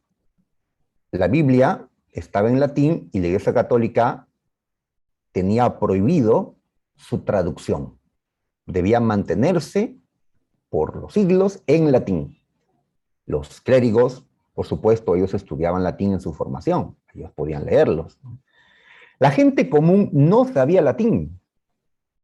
¿Ya? Es como hoy, pues yo no sé inglés. ¿Ya? Debería saberlo, ¿no? Pero ya los idiomas no me cuadran. Ya, todo lo demás me gusta. Idioma extranjero no. Pero, ¿qué hacen los protestantes? Los protestantes son los que dicen, no, mientras dejemos la Biblia en latín, la Biblia no estará en manos de la gente. Entonces, lo que hicieron los protestantes con Martín Lutero es traducir la Biblia. Lutero se puso a trabajar y tradujo la Biblia del latín al alemán. ¿Ya? Y así pasó en distintos lugares de Europa. Y así, con la Biblia ya traducida, y ahora con menor costo, gracias a la imprenta de Gutenberg, entonces se podía adquirir una Biblia, ¿ya? y podías leerlo en tu idioma y así podías interpretar tú la Biblia, tú podías interpretar lo que Cristo había dicho. Ahora, ¿tan complicado es lo que Cristo dijo? Si Cristo le hablaba a pastores, ¿ya? Y para que le entienda, usaba pues parábolas, ¿no? ¿Ya? Que es fácil de comprender por cualquiera, me parece, ¿no? ¿Era necesario que la Iglesia Católica sea la única autorizada en interpretarla? Pues ahí la discusión entre ellos, ¿no? Claro, para que otros no la interpreten, la Iglesia Católica quería que la Biblia se mantenga en latín. ¿Ya? Así es, Cristín, ¿no? Por eso, esta disputa. Muy bien, decíamos la predestinación. La predestinación, pues, es esa creencia que nos dice lo siguiente. A ver, Calvino enseñaba que una persona, el hombre por sí solo, no se puede salvar, porque el pecado nos domina. Nosotros no podemos salvar a nosotros mismos. El único que nos puede salvar es Dios. Y Dios ha decidido ya quiénes se van a salvar y quiénes no. Entonces, entre nosotros existe gente predestinada a la salvación y los que no. ¿Ya? Hay elegidos y los que no han sido elegidos para la salvación. Si Dios ha decidido ya quién se salva, nada de lo que nosotros hagamos va a cambiar eso. ¿Quién es el hombre para cambiar, pues, la voluntad de Dios? Entonces, es algo que el calvinismo ha aceptado. ¿Ya? Los católicos no aceptan eso. Muy bien. Ahora, y una pregunta que nos hizo San Marcos es, ¿y por qué el calvinismo tuvo tanto apoyo de la burguesía? ¿Qué le dijo Calvino a los burgueses de Ginebra y en general de Europa, ¿no? Que era posible saber quiénes eran los que estaban predestinados a la salvación. ¿Quiénes eran los elegidos? Pues aquellos que tengan, por ejemplo, éxito en los negocios, son elegidos para la salvación. Porque Dios ya nos está bendiciendo, haciendo que sus elegidos tengan éxito en lo que hagan. Así que la burguesía dijo, perfecto, entonces yo que soy un excelente negociante, porque miren, tengo mucha riqueza, yo me voy a ir al cielo. Claro, así obtuvo apoyo burgués, ¿no? ¿Ya? En cambio, pues la gente que le va mal en la vida, ¿no? La gente pobre, pues, ¿cómo entienden esto? O sea que ellos no son elegidos, porque Dios no los está bendiciendo, ¿no? Muy bien, en Inglaterra tenemos a Enrique VIII, quien fundó la iglesia anglicana, la iglesia protestante oficial en Inglaterra hasta el día de hoy. ¿Ya? Muy bien, a través del acta de supremacía. Ahora, el anglicanismo lo que hace es recoger el dogma calvinista, toma las ideas de los calvinistas, incluye la predestinación, pero toma la organización jerárquica de la Iglesia Católica. Por eso decimos que el anglicanismo es una mezcla de calvinismo con catolicismo. Toma el fondo, las ideas de los calvinistas y toma las formas, la estructura del catolicismo. Muy bien. En este mapita es para recordar, pues, dónde se desarrolló la Reforma Protestante. Como puedes ver, hay varios colores. Lo que está en amarillo son las zonas donde el catolicismo siguió teniendo fuerza. Entonces, el catolicismo sigue siendo fuerte en Portugal, en España, en Italia, en la mayor parte de Francia, en Bélgica, en Austria, en Polonia, en Irlanda, etc. Muy bien. El luteranismo, que fue el primer movimiento protestante, pues en Alemania con Martín Lutero, en Wittenberg, ahí empezó. ¿Ya? Se extendió a Dinamarca, Noruega, Suecia, los estados bálticos. El calvinismo, pues en Ginebra, ahí está Ginebra, Suiza, ¿sí? Se extendió también pues a zonas de Francia, a los Países Bajos, a Escocia. El anglicanismo, pues en Inglaterra, ¿no?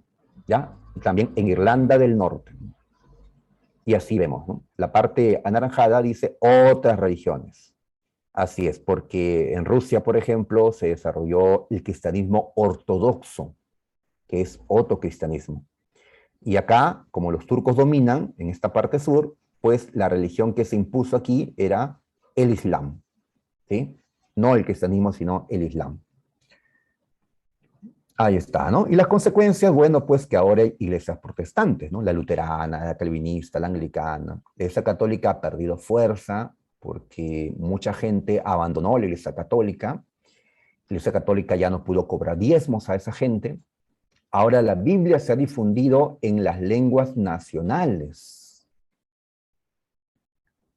Muy bien, y como la burguesía pues apoyó a este movimiento protestante, sobre todo al calvinismo, pues sintió la burguesía que con estas otras iglesias el calvinismo podía ser, digamos, difundido, ya que ahora ya no estaba la crítica de la Iglesia Católica, no, que si tú eres un banquero y cobras elevados intereses, eres un pecador, ¿no? O cómo te aprovecha de la gente, ¿no? Aumentando los precios cuando hay escasez. Eh, pues en el capitalismo, esto de aumentar los intereses, aumentar, ¿no?, el precio según el mercado, es algo normal, es parte del sistema. No nos gusta, pero es parte del sistema, ¿no? Pues la Iglesia Católica criticaba, en cambio, pues el protestantismo no lo va a hacer, ¿no? Las iglesias protestantes, sobre todo la calvinista, se va a adecuar al sistema capitalista. Bien, claro que va a haber también luchas porque están ¿no?, los protestantes que van a condenar a los que seguían siendo católicos y los católicos que van a condenar a los que se pasaron al protestantismo, ¿no? Pues intolerancia, guerras de religión y también la respuesta de la Iglesia Católica, la Contrarreforma. La Contrarreforma fue un movimiento promovido por la propia Iglesia Católica para evitar que el protestantismo siga avanzando por Europa. Muy bien, esto significa pues hacer reformas internas, reformar la propia Iglesia Católica, porque en efecto habían distintos problemas internos que habían ocasionado, ¿no?, que se desate todo esto, pero ellos van a mantenerse en sus creencias, van a reafirmarse en sus dogmas. Aquí recordamos el Concilio de Trento, a mediados del siglo XVI, pues la Iglesia Católica se reafirmó en sus creencias. Por ejemplo, los protestantes decían que solo la fe nos salva. Los católicos van a reafirmarse diciendo, no, la fe y las buenas obras juntas nos salvan. O que la Iglesia Católica seguía teniendo el monopolio de la interpretación de la Biblia. Por eso, algo normal es que un protestante te diga, lee tu Biblia. Un protestante o evangélico, como le decimos acá, lee tu Biblia. En cambio, un católico te dice, ve a misa. Cuando uno va a misa, normalmente uno no lee la Biblia, sino el sacerdote te lo lee y él te da la interpretación oficial de la Iglesia Católica. Bien, también en el Concilio de Trento se creó el Índex, es decir, una relación de libros prohibidos por parte de la Iglesia Católica. En esta contrarreforma también nació la Orden Jesuita o Compañía de Jesús, clérigos muy, digamos, fieles al Papa, ¿no? Una fidelidad tremenda la que caracterizó a estos jesuitas. Y también reorganizaron el Tribunal de la Inquisición, ahora llamado Tribunal del Santo Oficio, para poder perseguir a los protestantes, a quienes consideraron herejes. Sabes que los herejes son aquellos cristianos que se apartan del catolicismo, de la doctrina oficial del catolicismo. Muy bien, voy a dejar esto y vamos a las preguntas. A ver, pregunta 7. ¿La 6 está marcada? No, la 6 no. A ver, respecto a la reforma luterana, la reforma de Martín Lutero, en Alemania, la Alemania de ese entonces se llamaba Sacro Imperio Romano Germánico. Muy bien, dice, indique la secuencia correcta. en historia, sabe, la secuencia correcta es buscar lo más antiguo y así avanzar hasta lo menos antiguo, hasta lo más reciente. Bien, entonces de estos tres te aparecen qué sería lo más antiguo. ¿Mm? Paz de Augsburgo, las 95 tesis o este conflicto. Pues lo más antiguo, chicos. Las 95 tesis. Claro, dijimos que la reforma empezó cuando Lutero publicó las 95 tesis contra la venta de las indulgencias, de 1517. ¿Y hay clave? No, todavía tenemos que saber el resto. Ya, ahora, una consecuencia de este movimiento luterano es que dentro de Alemania se formaron dos bandos. El bando que va a defender el luteranismo, la Liga de Esmalcalda, y el bando que va a defender el catolicismo, la Liga de Nuremberg. Muy bien, estas ligas se enfrentaron, ¿ya? ¿Qué cosa quería la Liga de Nuremberg? Que toda Alemania siga siendo católica. Y la Liga de Esmalcalda, ¿qué defendió? Que no, que los protestantes de Alemania, los luteranos, ¿no?, puedan practicar su fe libremente. ¿Ya? Muy bien. ¿Y cómo acabó esta guerra? Acabó con la firma de la Paz de Augsburgo. La Paz de Augsburgo fue la paz que alcanzó el emperador de Alemania, Carlos V, en ese tiempo, con la Liga de Esmalcalda. A pesar que el emperador era católico, al no poder derrotar a la Liga de Esmalcalda, pues el emperador llegó a un arreglo con ellos. Les dio libertad religiosa. Y así terminó el conflicto. El conflicto acaba con la Paz de Augsburgo. ¿Ya? Entonces, creo que ya tenemos el orden. A ver, 1, 2, 3. ¿Ya? Muy bien, 2, 3 y 1. Muy bien, marcamos la B. A ver, así es, señorita Cristín. Muy bien. Ahí está la clave. ¿Ya? Sigamos. 7. El calvinismo se diferenció por la predestinación. Ya, Ginebra fue la sede principal del calvinismo, así es. Ginebra fue denominada la Roma del protestantismo. ¿Por qué le llaman la Roma del protestantismo? Es lo que nos preguntan. ¿Por qué? Roma era la capital, entre comillas, del catolicismo. En Roma está la Santa Sede, ahí están los papas, ahí está, ¿no?, la Basílica de San Pedro. Pues bien, Roma era, pues, el corazón del catolicismo. Ginebra va a ser el corazón del protestantismo, el centro, por eso le llamaron la Roma del protestantismo. Así como los clérigos católicos quieren ir a estudiar a Roma, los clérigos católicos quieren ir a estudiar a Roma, ¿ya? Al corazón, ¿no?, de la iglesia. Pues igual los protestantes, ¿qué van a hacer? Pues van a llegar a Ginebra a estudiar, a conocer más, a profundizar, y eso es lo que aparece en la alternativa. Bueno, yo estoy dando como clave la D, ¿ya? Dice que muchos líderes religiosos protestantes llegaron a esa región, es decir, a Ginebra, Suiza, a especializar su conocimiento en las ideas calvinistas. Así que si eras de Holanda, de Escocia, de Inglaterra, de Francia, te interesaba, pues, ¿no?, profundizar, ¿no?, tus estudios sobre el calvinismo, pues habría que ir al lugar donde el catolicismo surgió, Ginebra, ¿no? Igual, si eras católico, clérigo, pues había que ir a Roma, ¿no? Así es, ¿no? Muy bien. Ahí está, a ver qué me dijeron. Me dijeron la C. A ver, ¿qué es? La corrupción de las ideas protestantes que se desarrollaban en esa ciudad.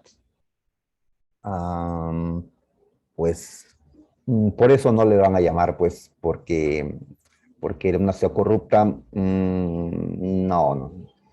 La D. La 8, también del tema, contrarreforma. A ver, nos explican qué es el Concilio de Trento, se abordaron los problemas existentes, ya. ¿Qué es correcto afirmar sobre el Concilio de Trento? Lo que da, pues, pida a la contrarreforma. A ver, aprobó el Concilio de Trento el índice de libros prohibidos. Sí, el índex. Así es, una relación de textos que los católicos no podían leer. ¿Ya? Había un listado de libros que no podías leer. Un atentado contra tu libertad, pues, ¿no? De información, de cultura. La primera, esta es verdadero. El Concilio de Trento definió la centralidad absoluta de la Biblia con la doctrina de la sola fide. ¿Qué significa esto? A ver, ¿qué dicen los muchachos? ¿Qué dicen? Falsa. Ya, de acuerdo, esta es falsa. Ya, veamos por qué. A ver,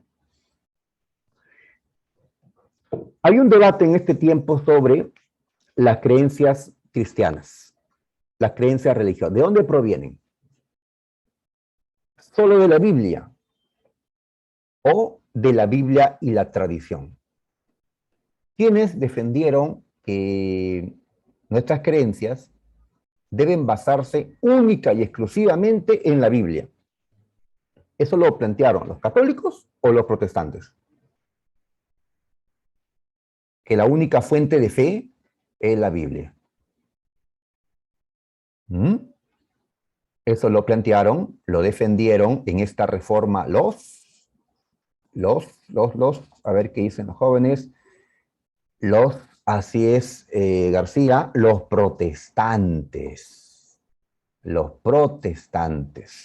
Centralidad absoluta en la Biblia, es decir, la Biblia, solo vale lo que está escrito en la Biblia. ¿Qué pasa con el catolicismo? Que ellos aceptan que, además de la Biblia, está la tradición. ¿Qué es la tradición? Pues la tradición católica viene a ser aquello que Cristo predicó, pero que no está en la Biblia. Aquello que no fue escrito, aquello que fue transmitido oralmente, aquello que proviene de Cristo mediante una tradición oral. Lo escrito, la Biblia. Lo oral, la tradición. Ambas provienen de Cristo, ambas son fuentes de la fe, según los católicos. Biblia y tradición. Para los protestantes, lo de la tradición es un invento de los católicos. Ya solo vale la Biblia para los protestantes. Acá dice que el Concilio de Trento, que fue un concilio católico, definió que la Biblia es el centro absoluto, o sea, solo aceptar lo que está en la Biblia. Por eso es falso. Además dice la doctrina de la sola fide. Eso significa que para salvarnos basta con la fe. Y ya hemos dicho que los católicos consideran que no solo es la fe, sino también hacer buenas obras. A ver, rechazó el culto a las reliquias. ¿Ya? Ya ves cómo somos católicos no practicantes, ¿no? Porque tal vez desconocemos muchas cosas de la propia iglesia a la cual pertenecemos. Claro, si es que son católicos, ¿no? Yo soy creyente, pero no me considero católico, no pertenezco a ninguna iglesia, ¿no? Cada uno pues es libre, ¿no? de decidir en este aspecto, ¿no? A ver, rechazó el culto a las reliquias de los santos. Los católicos en el Concilio de Trento rechazaron a los santos, rechazaron las reliquias. No, ya, si viajas a Italia, te vas al Vaticano, ¿ya? Te van a mostrar las reliquias de los santos, los que dejaron los santos hombres. Ya ellos no rechazan, los que lo rechazan son los protestantes. El culto a los santos, a la Virgen, las imágenes, eso lo rechazan los protestantes. Respaldó la adquisición, la acción inquisitorial. Acá lo que nos están diciendo es que los católicos en el Concilio de Trento decidieron usar, ¿no?, la Inquisición como instrumento para perseguir la herejía protestante. Y esto sí es cierto. Entonces, vamos a quedarnos con la A. Ahí está. Uy, ahora sí, el tiempo sí me gana. Uy, ay, ay, ay, ay. Ya, a ver. Ya, rapidito, rapidito, a ver, rapidito. A ver, entonces paso acá, es una sola carita. El absolutismo, que fue, digamos, una práctica política en los reinos de Europa en la Edad Moderna. Los reyes, pues, centralizaron todo el poder. El ejecutivo, el legislativo, judicial. Además, se metieron en los asuntos de la Iglesia Católica. A eso le llamamos regalismo. Y justificaron el poder absoluto señalando que el poder de los reyes provenía de Dios. ¿Cómo llegaron a tener el poder absoluto los reyes? Pues debido a que los nobles que habían tenido mucho poder en la Edad Media, ahora estaban debilitados. Y también que los papas habían perdido fuerza con toda la crítica que los protestantes hicieron. Además que la burguesía, como estaba también en lucha contra los nobles y contra los papas, pues apoyaron a los reyes, ya que los reyes también estaban en lucha contra los nobles y contra los papas. Pues hubo apoyo inicial de la burguesía a los reyes. Ya más adelante, como veremos la próxima semana, los burgueses se van a levantar contra los reyes en revoluciones. En este esquemita coloqué, pues, que el absolutismo tuvo sus inicios en el siglo XVI, en la España de los reyes Habsburgo. ¿Y quiénes fueron esos reyes? Habsburgo debe decir, ya, me comí una letra ahí, Habsburgo. Carlos I y Felipe II. El absolutismo llegó a su auge en el siglo XVII, ya sobre todo con este hombre, Luis XIV, el Rey Sol, el más grande monarca absolutista de Francia. Y ya para el siglo XVIII, el absolutismo ya está en crisis, como veremos la próxima semana. Muy bien, vamos con las dos últimas y ya nos vamos a almorzar. A ver, nos piden características del absolutismo. La concentración del poder en una sola persona, sí. Desarrollo del capitalismo en su fase mercantil, pues, por un lado, en materia política, los reyes están adquiriendo todo el poder. Por otro lado, se está desarrollando la doctrina del mercantilismo. Por ejemplo, Luis XIV, símbolo del absolutismo, tenía un ministro llamado Colbert que manejó las finanzas y este hombre practicó la doctrina mercantilista. Y esto lo llevó a la práctica del monopolio comercial. La economía se basaba en la explotación agrícola de las tierras. Bueno, recuerda que estamos en los años anteriores a la revolución industrial. La industria moderna aún no es el centro, digamos, de la economía. La agricultura, pues, era una de las bases de la economía de estos reinos. Y acá lo mencionan. La economía se basaba en la explotación agrícola. Y las tierras seguían en manos de los nobles. Y después nos señala nada más, así que, pues serían todas la D.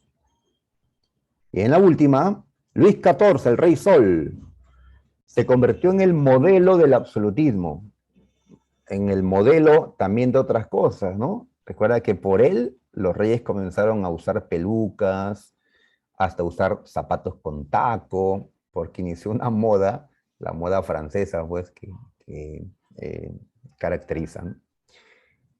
Muy bien. ¿Qué es correcto afirmar? A ver, dice, el rey reconoció la autoridad papal por encima del de ellos. No, ellos no reconocen la superioridad del papa. Sí, pues esas pelucas que inició Luis XIV, porque como perdía cabello, comenzó a usar pelucas y todos le siguieron. Muy bien, eso está mal porque acá en el absolutismo los reyes pues se ponen por encima de los papas, o sea, no van a sujetarse a la autoridad de los papas. Carlos I y Felipe II constituyeron representantes del absolutismo español, sí, y Luis XIII y Luis XIV del absolutismo francés. Tuvo como antecedente el apoyo económico de la burguesía a los monarcas. Tuvo como antecedente, repito, en los inicios, o antes que existe el absolutismo, la burguesía había apoyado a los reyes. ¿Por qué? Porque tenían a los mismos rivales en común, a la nobleza feudal y al poder de los papas. Entonces, esto es correcto. El monarca se apoyaba en la elección de un parlamento. No, pues en el absolutismo los reyes no van a aceptar que lo elige un parlamento, no van a aceptar parlamentos, no lo van a aceptar, porque el parlamento pues le quita poder al rey. Esto no. Muy bien, entonces tenemos como clave, a ver, beso, ahí está, ok, Christine, beso.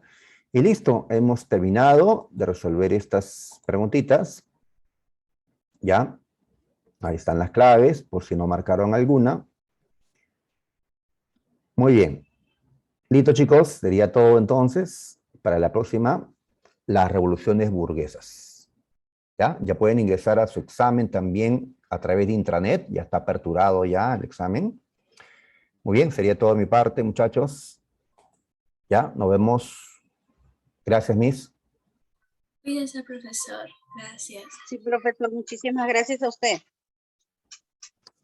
Ok, Miss, gracias.